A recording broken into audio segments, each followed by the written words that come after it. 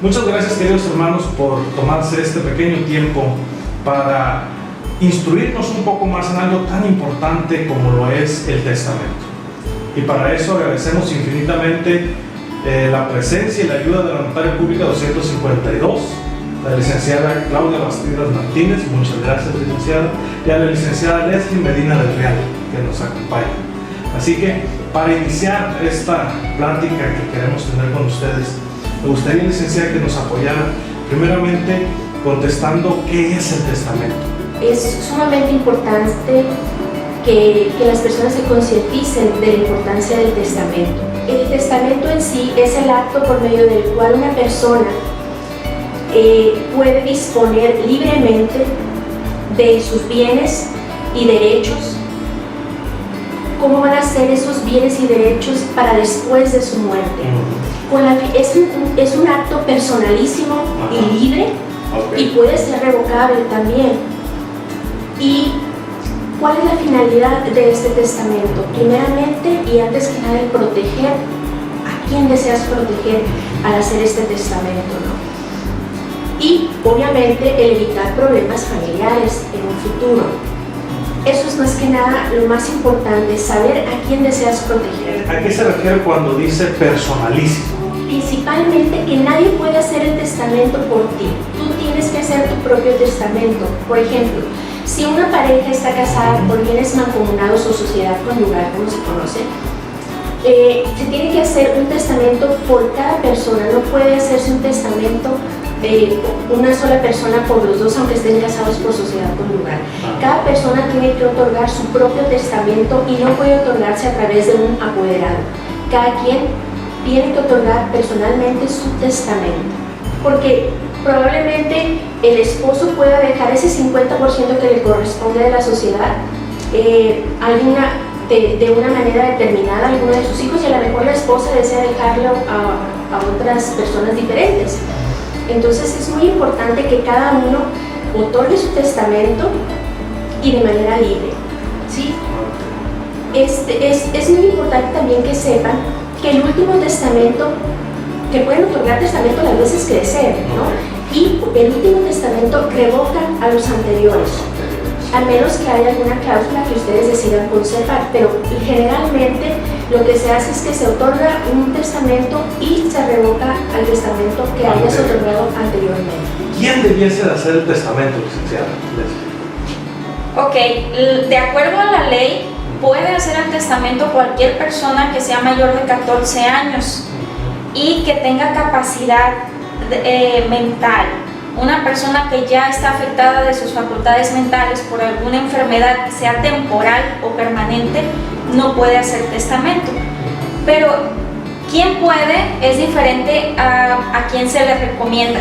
Generalmente le recomendamos hacer su testamento a las personas que ya han formado un patrimonio del cual disponer, o bien a aquellas personas que, aunque no tengan una casa o bienes, que tengan hijos, porque alguna de las cosas importantes que se pueden dejar a través de un testamento es el nombramiento de tutores que acojan a los hijos junto con los bienes en el caso de que falten tanto el padre como la madre. ¿Qué pasa cuando no hay testamento y hay niños menores de edad y fallecen ambos padres? Mira, generalmente los que se hacen cargo son los parientes más cercanos, o sea, en este caso pues serían los abuelos, ¿no? Pero en muchas ocasiones, cuando tú designas un tutor para esos menores de edad es porque tú sabes que tus padres, en este caso, ya no tienen la capacidad o la edad para educar con la fuerza, ¿no? Para educar a esos menores. Es muy importante hacerlo. Aparte, también en los testamentos tú puedes reconocer obligaciones que en vida no hiciste. Por ejemplo, tú puedes reconocer a hijos que probablemente durante tu vida no hiciste, y esa cláusula es irrevocable. ¿Qué no podría yo colocar en un testamento? Por ejemplo, tú no le puedes decir, yo le voy a dejar, por ejemplo, ¿no? a mi hijo la casa, o no le voy a dejar esta casa, le voy a dejar esta casa a mi hijo con la condición de que no se case con tal persona. Bueno, ¿No? sí, sí. O de que se Una case, condicional. o de que se case con X persona que yo quiero, ¿no? O sea, son condiciones que inclusive la ley ya las tiene por no puestas. Ah, ok. ¿Qué hay en el hecho de que una persona, un miembro de iglesia, un hermano, dice, voy a hacer mi testamento, pero me gustaría que en mi testamento dejase alguna propiedad para la iglesia, para una iglesia o un ministro? Está específicamente en el artículo 646 del Código Familiar en el estado de Sinaloa, donde dice que por presunción de influencia contraria a la libertad del testador no se puede heredar ni al ministro ni a la esposa del ministro o a los hijos de ese ministro, a los ascendientes, descendientes o parientes cercanos, o bien a la iglesia que tú pertenezcas. Así como tampoco puedes dejar a los médicos que te han atendido en los últimos momentos de tu enfermedad, ni a sus parientes, ni al notario, ni a los testigos, ni a las personas que trabajan con el notario, ¿no? O sea, tampoco se puede dejar a las personas.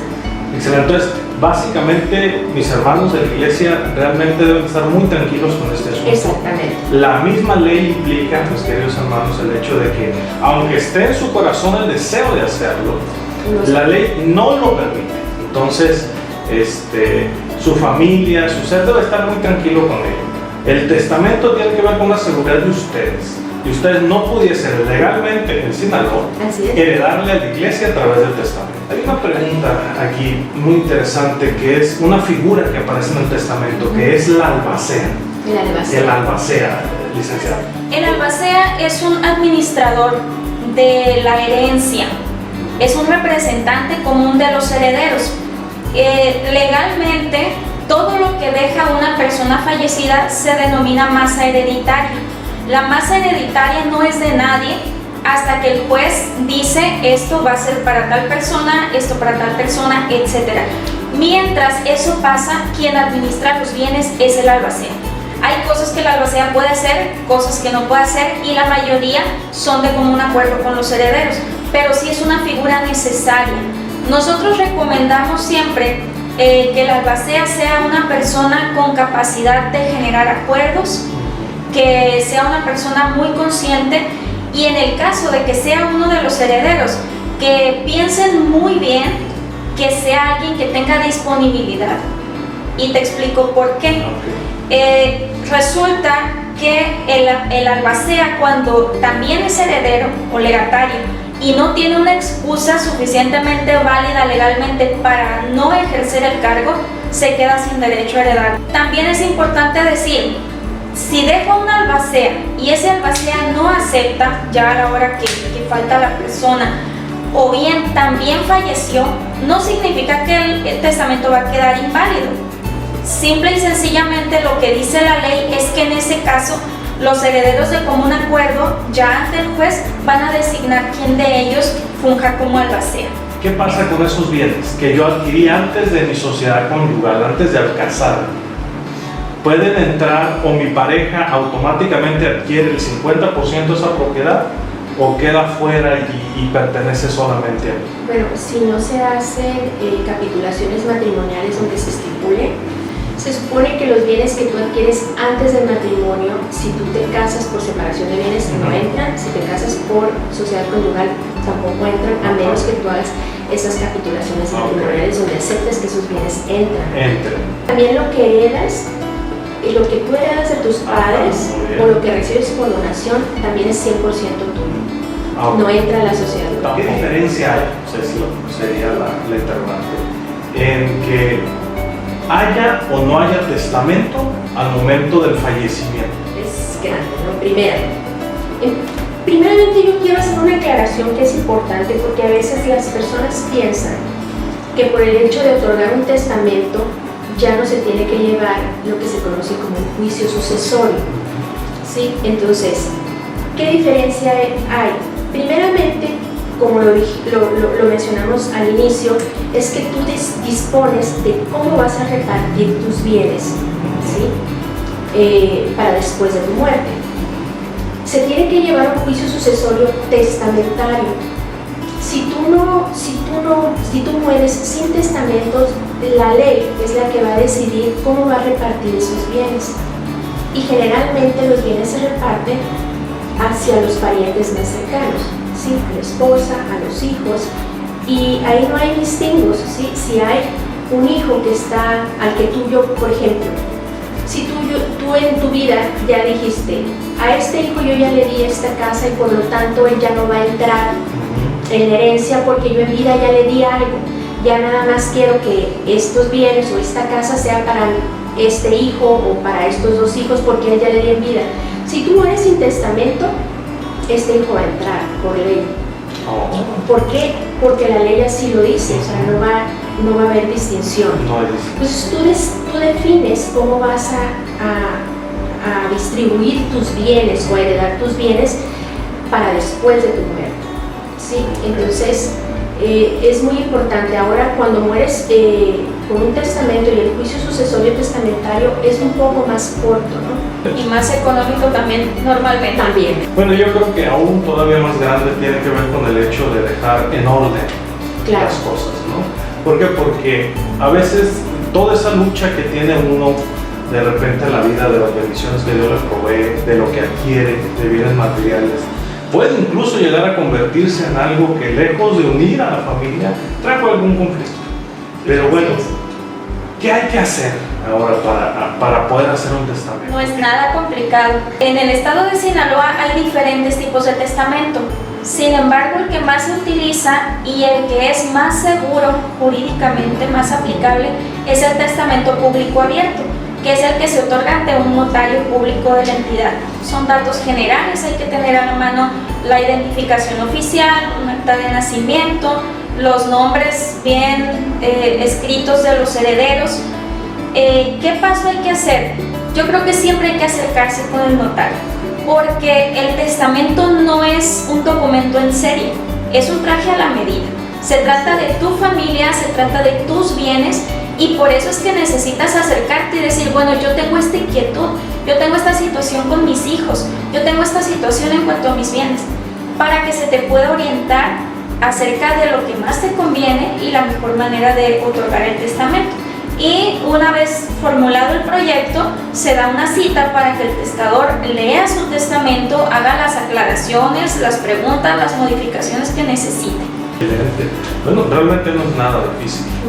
Nada difícil. Yo creo que el elemento más importante tiene que ver con el hecho de acercarse. Si yo ya hice mi testamento, ¿dónde está? Bueno, el testamento el notario se lo da al testador, y el original, y se guarda una copia en un sobre lacrado y se envía al Archivo General de Notarías, donde va el testamento guardado, o sea, lacrado, donde contiene el número de escritura y donde dice, este testamento fue otorgado por X persona al que le correspondió la escritura pública número tanto, ¿sí? Ese testamento solamente se va a abrir hasta que la persona fallezca y los herederos denuncien el juicio sucesorio testamentario. El juez va a pedir en su momento ese testamento al Archivo General de Notarías y también va a pedir información de que si existe un testamento posterior al registro público de la propiedad o también al Archivo General de Notarías, ¿no? Durante el procedimiento del juicio. Y aún así, cuando se inicia el juicio sucesorio intestamentario, porque muchas personas no saben si la persona que falleció otorgó o no otorgó testamento, aún así el juez en su momento pide informes al Archivo General de Notarías y al registro público para ver si esa persona otorgó algún testamento en su momento y que los herederos no sepan. Realmente deseamos, mis queridos hermanos, que en cualquier momento ustedes pudieran recibir de la licenciada Claudia Bastidas este documento, que realmente va a ser una bendición para usted y su familia. Deseamos de todo corazón que el Señor nos acompañe y les dé sabiduría para lograr concluir este proyecto en su vida. De tal manera que si en algún momento usted y yo faltamos y no nos toca ver la venida del Señor todavía con vida, no dejemos un problema en la familia, sino dejemos un camino en el cual hemos decidido, y para ello tenemos la gran ayuda de la licenciada Claudia y la licenciada. Muchas gracias por este tiempo, gracias por ello, fue una bendición estar todavía con ustedes. Gracias. El Señor les bendiga. ¿Qué tal, familia? Deseamos que pueda unirse a esta campaña del testamento y que deje todas dudas y miedos atrás y pueda disfrutar de la seguridad de ordenar legalmente todo, aprovechando el convenio que la iglesia ha conseguido solo para usted, que es miembro de nuestra iglesia. Deseamos que el Señor le bendiga.